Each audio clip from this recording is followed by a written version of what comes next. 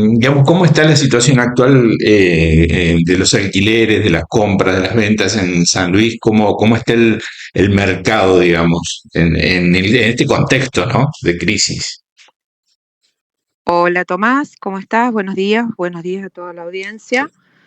Bueno, en realidad me gusta mucho cuando preguntan y la prensa se preocupa en averiguar, buscar realmente información, verás, respecto a la situación del mercado, porque el mercado está muy cambiante, muy cambiante. El mercado inmobiliario viene fluctuando desde hace mucho tiempo y Ujú. tenemos épocas y épocas. Entonces, respecto a la compraventa de inmuebles, hasta hace 3 meses atrás veníamos en una picada ascendente con el tema de los créditos hipotecarios y con el tema de la compra. La gente optaba por comprar, podía acceder a un crédito y bueno, nivelaba más, pesos menos, Ujú. era equitativo el valor de la cuota del crédito con el pago de un alquiler. Entonces la gente optaba por esto. Siempre teniendo un rango de precios para inmuebles que rondan entre los 50 y los 70, $80.000. Ujú. Convengamos que el ingreso per cápita en nuestra provincia no es muy alto, con lo cual tienen que juntarse dos sueldos como para poder acceder a estos créditos hipotecarios. El punto cuál fue, que veníamos muy bien, pero cuando empezó a subir el dólar y se disparó el dólar, esto generó un congelamiento absoluto de las operaciones, con el agravante que muchos de los que ya tenían avanzado el trámite del crédito, es decir, ya había ido el tasador, estaban en el proceso de sorteo de escribano o en el proceso del estudio de título, Sí. tuvieron que desistir de la operación. ¿Por qué? Porque empezaron con un dólar en 1120, 1130 y estamos en un dólar a casi 1400. Claro. Convengamos que las entidades bancarias se manejan con el dólar oficial, pero no obstante ello, la suba ha sido tan grande que esto le complica al que iba a acceder a un crédito, porque imagínate que si vos accedías, suponete, para un crédito de una vivienda de $80.000, y bueno, vos vas a buscar una vivienda que esté dentro de esos valores, por ahí tenías algo ahorradito como para cubrir los gastos. No nos olvidemos que los créditos hipotecarios no otorgan la totalidad, sino dependiendo de la entidad financiera y dependiendo del empleado, te pueden dar un 75, un 80 o hasta un 90% del Claro. valor del inmueble. Entonces, siempre el que calificaba para un crédito tenía que tener unos pesos ahorrados para esas diferencias, ¿no? Los Sí, gastos de sí. escrituración y la diferencia que no obtuviera a través del crédito. Ahora con esto, imagínate que se súper complica porque las operaciones se determinan en dólares, los créditos se pagan en pesos y obviamente el que calificaba con 80.000, con un dólar a 1100, no es lo mismo que hoy con un dólar a 1300. Obviamente le van a dar menos dinero. Entonces, esto ha provocado una retracción enorme, mucho daño ha hecho, porque además los corredores inmobiliarios hemos trabajado mucho durante casi 2 meses para que las operaciones se nos empiecen a caer por este problema. Ujú.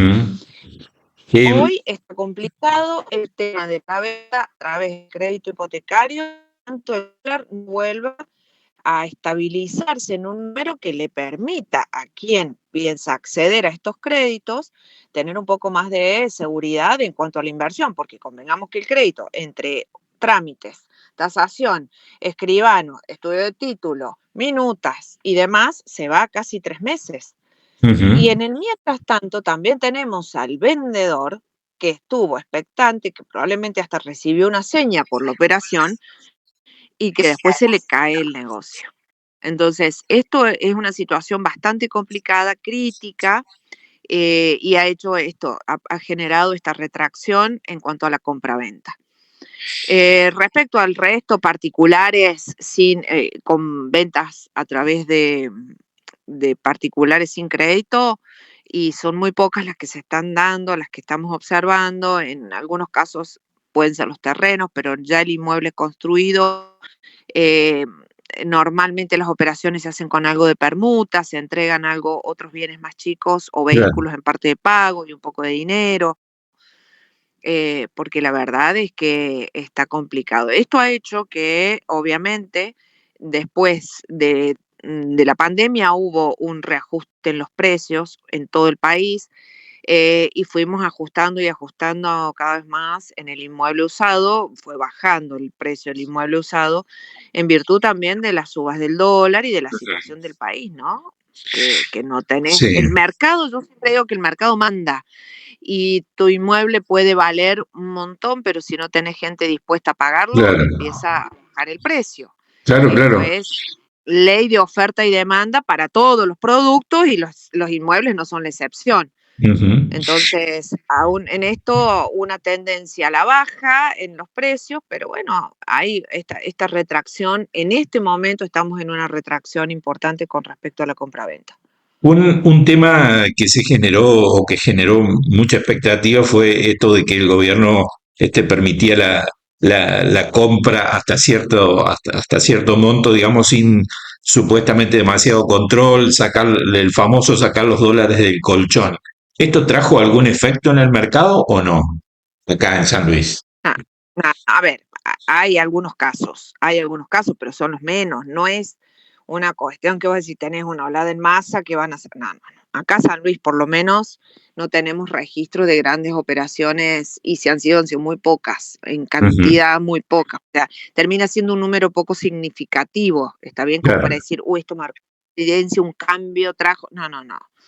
No, la realidad es que no. Y también tenemos otro caso de las hipotecas divisibles. Las hipotecas divisibles se aprobaron con la finalidad de darle la posibilidad a los desarrolladores inmobiliarios que constituían a través de un fideicomiso una PH, entonces poder hipotecar lo que vos comprás, la porción que vos compras. Y se pensó, bueno, en otras provincias, como por ejemplo en grandes ciudades, como es Capital Federal, Mendoza, Córdoba, Santa Fe, que tienen otra dinámica económica y comercial, han dado muchos resultados porque en realidad hay muchas desarrolladoras que están empezando sus proyectos o que ya vienen con sus proyectos en marcha. San Luis viene bastante parado el tema del desarrollo inmobiliario en materia de propiedad horizontal. Muy frenado, muy parado. Ujú. Pensamos que con esto podía llegar a ser un aliciente, pero bueno, están demasiado tranquilos los desarrolladores en este momento. El precio del metro cuadrado a nuevo subió demasiado y no bajó, no se ajustó a la realidad. Ujú. Bien. Tuvimos los picos de aumento con los materiales de construcción desde el 23 al 24 y no bajó. Entonces, eso también desalienta al consumidor o al pequeño ahorrista o el que quiere comprar una unidad en pozo para irla pagando, y porque no hay, y lo que hay está un poquito caro. Ujú. Hoy me parece que estamos un poco complicados en materia de compra y venta y fundamentalmente en las provincias chicas y que tienen hay mucha población, un número alto de población dependiente directa o indirectamente del Estado, los sueldos, como los que tenemos, los ingresos per cápita son bajos, Claro. entonces la gente tiene que acceder a la vivienda por dos maneras, o va por la vivienda social o va por el crédito hipotecario. El crédito hipotecario había resultado una salida importante para un segmento de clase media que podía acceder, calificaba el crédito, hasta que sucedió esto del dólar. Entonces, entendemos, queremos creer que esto va a ser temporario, suponemos que pasarán las elecciones y se acomodará, suponemos, no sé, porque en realidad era una señal muy buena la que estaba dando el mercado respecto a la compra-venta de inmuebles a través del crédito. Y hoy está bloqueada, está frenada. Y esto sumado, digamos, a la poca capacidad de ahorro que la gente va teniendo, ¿no? Claro, por eso es lo que te decía, o sea, la Claro. gente, o tenés una vivienda, además el argentino, nosotros los argentinos tenemos esta idiosincrasia muy instalada de la casa propia, ¿sí? Ujú. De tener la casa propia. Entonces, no es como en otros países que en realidad eso es absolutamente irrelevante, innecesario, y alquilan con total normalidad y naturalidad durante toda la vida y no se hacen Sí, preguntas. sí. Nosotros tenemos otra idiosincrasia, otra cultura, otro pensamiento. Casa propia, el techo, asegúrate el techo. Y en este momento, o la tenés a través del gobierno, a través de un programa de vivienda, de entrega de viviendas sociales, o la tenés a través de un crédito. No hay manera de que la gente pueda hacerlo, decir, bueno, che, voy juntando, voy ahorrando Sí, y vamos sí. de a poquito. Porque la gente perdió su capacidad de ahorro. Ujú. Perdió su capacidad de ahorro. Lamentablemente, la inflación nos comió el bolsillo a todos, y bueno, los ingresos no se han equiparado a la par de los precios. Se han visto algunas mejoras, algunas bajas en algo de alimentos, pero también creo que tiene que ver con una cuestión de vencimientos, de fechas de vencimiento, son productos que tenés que sacarlos porque no te queda otra, si no se echan a perder. En cambio, en los demás productos, y no vemos modificaciones en los precios, no se han Sí. observado bajas. Entonces, bueno, obviamente a todos nos pasa, te pasa a vos, a mí y a cualquiera. Vas a comprar, cobraste, tenés tu ingreso y te das cuenta que no es lo mismo, no te alcanza. Sí, sí, sí. Eh, Entonces, lo que vos decís de la pérdida de la capacidad de ahorro es absolutamente así. claro.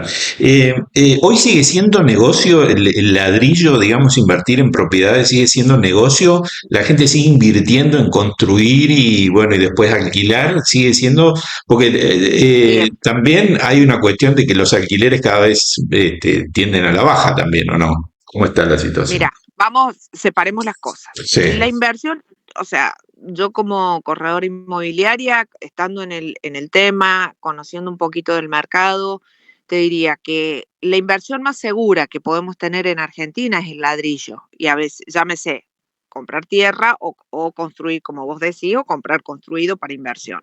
sí, Mm, Tenemos épocas, hay épocas que son estas inversiones más rentables, otras menos rentables, pero en definitiva es lo más seguro. Si no, después tenés que ir a otro tipo de inversiones que no siempre le dan la tranquilidad o la seguridad al inversor de que, bueno, va a ser tan rentable como prometen. Y ahí empezamos, desde los clásicos plazos fijos hasta las inversiones en bolsa. Cuanto más prometedor es el rinde, también mayor es el riesgo. Entonces, por ahí, bueno, el inversor clásico, el inversor tradicional, es más preservado en estas cuestiones, quizás más cuidadoso, más temeroso, y busca algo más conocido. Y en esto más conocido, bueno, van dividiendo por ahí entre la compra del dólar o la compra o el dinero en plazo fijo o la compra en ladrillos. Si nosotros así hiciéramos un balance en un tramo de 10 años, contando con todas las variables que puedan incidir en la rentabilidad de un inmueble alquilado o de las subas y bajas del dólar, te das cuenta que siempre a la larga es el ladrillo lo que te deja más rentabilidad en términos generales, pero además la seguridad.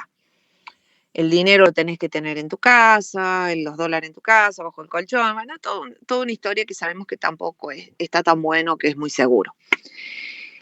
Dicho todo esto, yo aún así, aquel que pueda y tenga algo para invertir, siempre ladrillo. Para mí es la inversión a largo plazo más segura y rentable, salvo que se arriesguen a otro tipo de inversiones un poco más jugadas.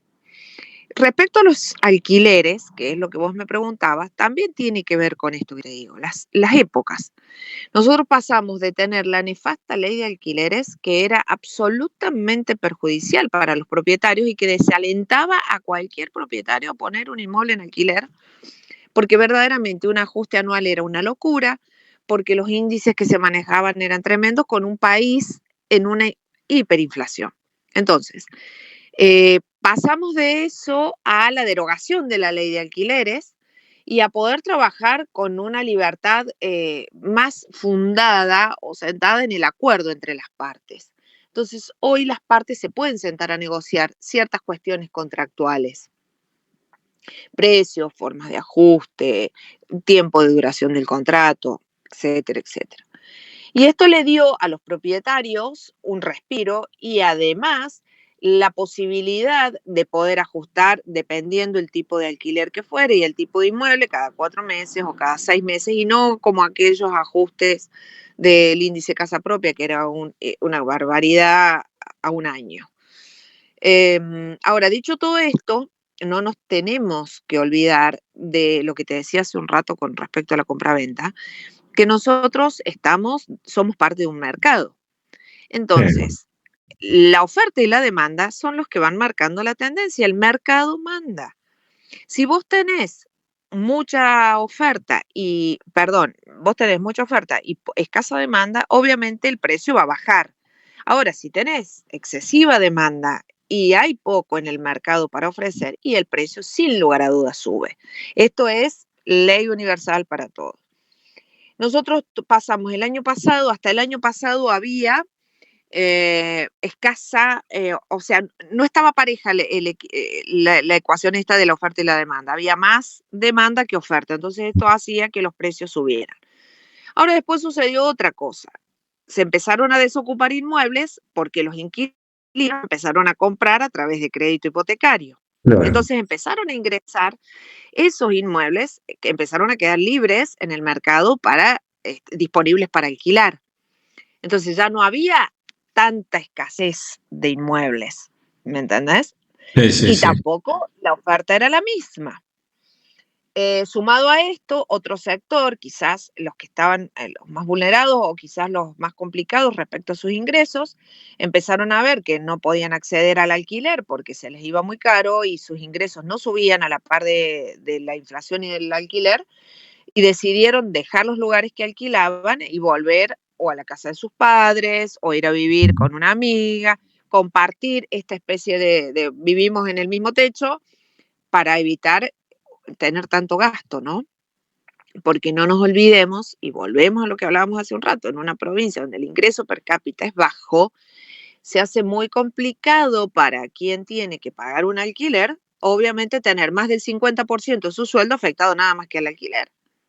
Sí, sí, ¿Se claro. entiende? Sí, sí, sí. Bueno, la gente también se empieza un poco a reinventar. ¿Esto qué hizo? Que los precios de los alquileres empezaran a tener un techo. Ya no disparaban como el año pasado. ¿Por qué?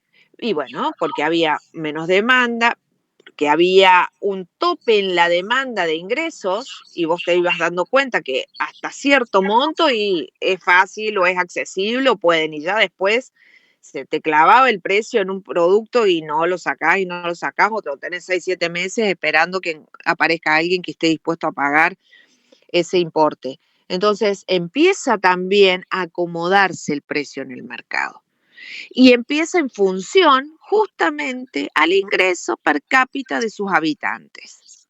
Entonces, nosotros hoy tenemos alquileres. A ver, hace un año y pico atrás teníamos alquileres muy similares a la provincia de Buenos Aires, acá, a la ciudad capital, federal. En cambio, hoy tenemos alquileres por debajo de los precios comparativamente. Por ejemplo, si yo te dijera, bueno, comparemos un departamento de un dormitorio en Cava, en una ubicación determinada y una ubicación similar en San Luis, bueno, hoy estamos por debajo de esos precios. Claro, Sumado a que las expensas, en el caso de los edificios, las expensas fueron subiendo a la par de la inflación y a la par de los convenios de trabajo, porque no nos olvidemos que en los edificios tenés portero, tenés personal de limpieza, tenés seguridad. Entonces, toda esta gente con estos convenios colectivos de trabajo tienen sus ingresos, sus aumentos, por ende eso se traslada a las expensas. Y muchos propietarios tuvieron que bajar el precio del alquiler de sus departamentos, porque si no, tampoco no les claro. resultaba fácil alquilar la unidad porque se les iba a un precio fuera de mercado sumándole las expensas. ¿Me Sí, sí, entiendes? sí. Entonces eso empieza a equilibrarse el mercado, a acomodarse las cargas en función y en relación directa con lo que la gente está pudiendo pagar, con el ingreso de sus habitantes. En este momento hay disponibilidad, no es que vos decís, no tengo nada, nada, nada, siempre todos los colegas algo estamos teniendo en carpeta, sea departamento y o casa es más difícil conseguir, hay menos, pero bueno, por ahí andando se consigue, nos espera otra época ahora, que es la época de los estudiantes, el recambio estudiantil, los chicos que se van, los chicos que vienen. Claro, Esto arranca ahora, septiembre, octubre. Entonces, bueno, ahí hay otra movilidad, otro movimiento y se trabaja con otro tipo de público también, obviamente, porque es el público estudiantil y con productos un poco más económicos, porque en términos generales los estudiantes buscan algo que también puedan pagar sus padres. Entonces, exacto. normalmente la gran mayoría no busca un producto de élite, busca un producto término medio o de calidad inferior, o de precio inferior por lo menos. Muy interesante el análisis y te agradecemos mucho este contacto, Marina, para, bueno, llevarle toda esta información a nuestra audiencia y, bueno, ha sido muy didáctica y muy clara en tu explicación. Seguramente te estaremos molestando en el futuro para ir viendo cómo sigue todo y, bueno, y agradecerte y a disposición también para difundir lo que quieras en nuestro medio. Bueno, Tomás, muchísimas gracias, de verdad. Agradezco y valoro los medios que se preocupan, se toman un tiempo en consultarnos, a ver qué es lo que está pasando en nuestro tema. Sí quiero decirte, por ahí, septiembre, estaría bueno que hagamos algo relacionado con el alquiler de los estudiantes. ¿Para qué? Perfecto. Un poco para alertar a aquellos que quieren alquilar desde afuera, tratar de evitar las estafas. Muy bien. Últimamente se vienen detectando muchas estafas virtuales, tanto para los alquileres de estudiantes, o sea, de la gente que es de afuera y tiene que alquilarle a sus hijos, como también en el caso de los alquileres temporarios para uso vacacional, es decir, el alquiler turístico. Entonces, por ahí, bueno, darle algunas recomendaciones a la gente para tratar de reducir al máximo la posibilidad de que sean estafados a través de perfiles falsos o de redes, o sea, de usuarios de redes que no existen.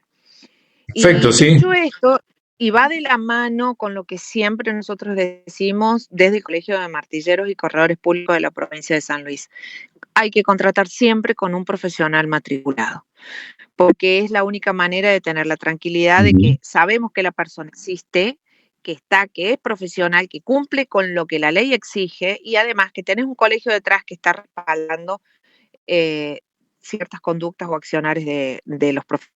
Entonces, en la página del Colegio de Martilleros de la provincia de San Luis, si lo buscan, lo googlean, está el listado de profesionales matriculados y fiscalizados que están habilitados para el ejercicio profesional.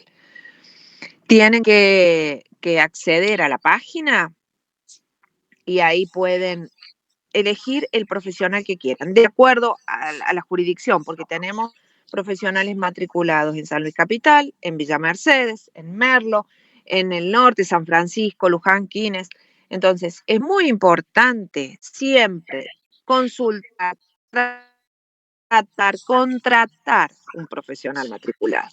Ese es mi mensaje, se lo recomendamos siempre y bueno, cuando hagamos la nota para el tema estudiantil, lo vamos a reforzar un poquitito.